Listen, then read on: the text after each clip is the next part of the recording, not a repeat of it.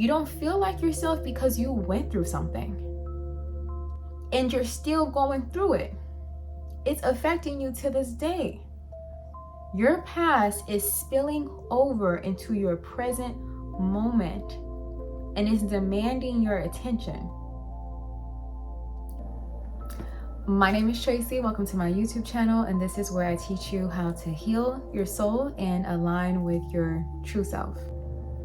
All right, we're gonna just jump right into it. The short answer is that you are out of alignment with your soul. That's why you feel like that. The long answer is that you have an imbalanced third eye chakra, and we're gonna get into that. All right, let's get into it. Just some basic foundational knowledge. Just as your body is created from different systems and organs, so is your soul. But it's not necessarily systems and organs. It is centers of light that we will call chakras, right? And you have a chakra here between your eyebrows, and that is called your third eye chakra. Now, this is probably where the source of your problem is, but you might also have other chakras being affected as well, because you have a crown chakra here, third, throat, heart, solar plexus, sacral, roots. So you have many energy centers running up and down your spine, working all the time. So you can imagine that when you have an imbalance here, you typically have an imbalance here as well, right below it. But we'll focus on the third eye chakra. And real quick, we're starting with this chakra because we need it online so we can do the inner work. The third eye is what is responsible for giving us insight, which is the ability to see into ourselves, the ability to perceive your own soul. So, yes, let's get started.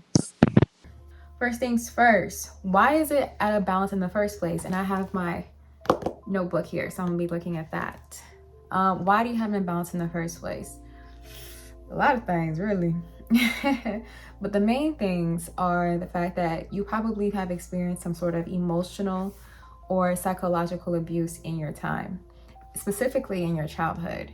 So if you grew up and you were being gaslit a whole lot, you were being forced not to trust your feelings, your intuition. This happens to a lot of men, where they're taught to suppress, not feel. A man should be strong, man up.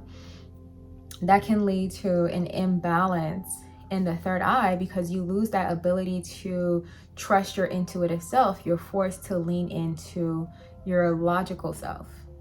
Okay? That's part of it. And just like a quick note, another caveat about the third eye is this. What can also lead to an imbalance or like a, underactive, overactive third eye is that you may not be willing to see the truth in your life. You're avoiding seeing a reality that is present in your life. And most of the time it's because that reality itself is awful. You're avoiding it. You don't want to see it. You don't want to acknowledge it. Right? Because once you acknowledge the truth of things, the distortion, the illusion you've been living underneath absolutely, completely collapses. Right? And that can feel very disruptive to the ego. And the ego is not bad here. It's just a sense of self, sometimes albeit a false one, that you've created to feel safe in your reality, blah, blah, blah. Because, okay, just let's not be clinical for a second. The truth is, people who have an imbalance in the third eye are people who've suffered a lot. Point blank, period. You ran into your head, into your imagination to feel safe. Right? When you were a kid, there were probably things that were happening in your environment that caused you not to feel safe. You felt like the only safe space you had was in your imagination, was within yourself. And so you ran to your mind to feel safe. And that's adaptation, right? But the problem is when you grow up and you don't fix that adaptation, it becomes very much so maladaptive, to where you're living constantly in your mind and not in the present moment with your body. Right? Because just because you grew out of that home or that situation, it doesn't mean that you outgrew the abuse that came from it. It still follows you. And in the way that it follows you is actually kind of scary, because the abuse that was done to you, you start to repeat it to yourself. Right? If you grew up and you was being gaslit about how you felt and your emotions, oh, you're too much, you're too this, you're too sensitive, guess how you treat yourself as an adult now? You start to believe the exact same thing. Those emotions come up and you try to push them away. But emotions are a part of who you are. Your sadness, which you feel, it matters. Every feeling that you've ever felt matters. You just may not have had the right people around you to tell you how to navigate that space. So you learn to push it away. You learn to ignore it. And we all do this in different ways. Some people do, they're overactive, right? They're super duper in their heads. Or some people are really underreactive, where they're kind of super unconscious, right? They're not aware of what's really going on. They're living in their own fantasies and their own illusion. But the source is still the same. This comes from trauma. This comes from abuse. This comes from pain. You don't feel like yourself because you went through something. And you're still going through it. It's affecting you to this day. Your past is spilling over into your present moment and is demanding your attention. You're not broken. You are just out of alignment. And I'm going to be real with you. When it comes to healing, right? Because to get back in alignment, you're going to shed several different layers of yourself. That is grief. That is grief. I'm going to tell you straight up.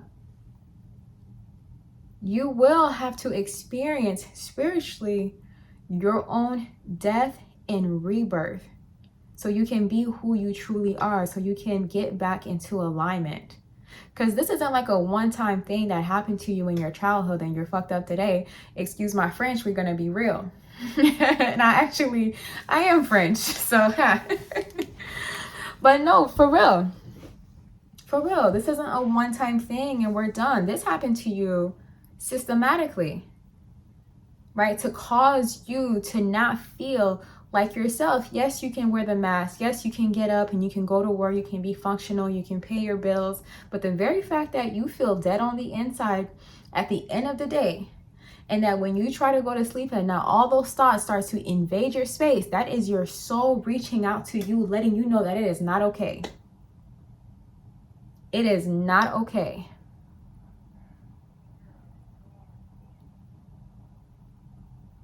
And there's no one else but you who can fix that. There's no medication. I know they're going to try to sell you the stuff.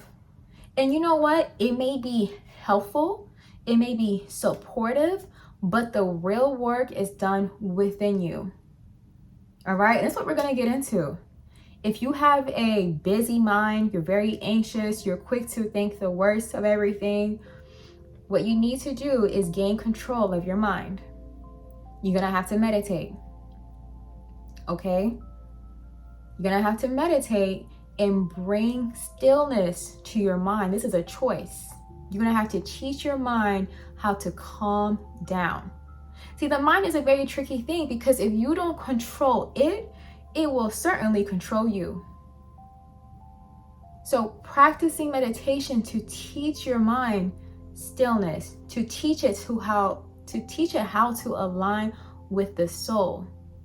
Because any decision that you make without the fullness of who you are, which is the soul, will be a decision out of alignment. I know that sounds kind of tough to hear. But what other part of you can differentiate between the trauma you went through and the truth of who you really are, if not the soul? And not to say you will never make a mistake ever again in your life because you're listening to your soul, but it is to say you are consciously participating in maintaining a connection with your soul, with yourself, with your truth. So you never have to go back to the place of where you're feeling completely lost again, where you're feeling stuck again. You have a way out. Okay? And yeah, I promise I won't yell at you next time. Maybe. I don't know. We'll see. We'll see. It's my first video, so.